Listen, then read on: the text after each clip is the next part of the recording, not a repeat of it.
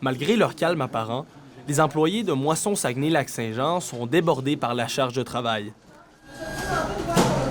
L'apprêtant des fêtes représente une véritable épreuve pour les banques alimentaires.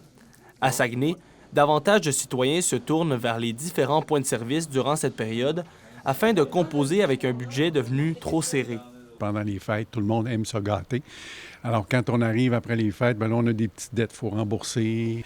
Puis on sait que l'inflation alimentaire augmente toujours en décembre. Donc, les gens sont vraiment beaucoup impactés. Même son de cloche pour l'organisme alimentaire Les Gratuvores du Saguenay.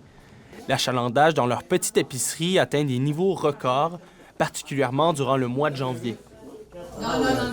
On a toujours plein de monde. Là, dans 2 heures, on est ouvert 2 heures au public. On peut avoir entre 150, 200.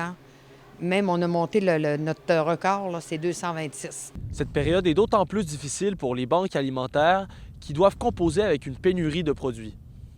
La période des fêtes, c'est la plus grosse période où ce que les gens vont donner. Il faut profiter de cette manne-là parce qu'après les fêtes en janvier, ça tombe drastiquement. On dirait là, que la générosité elle disparaît complètement.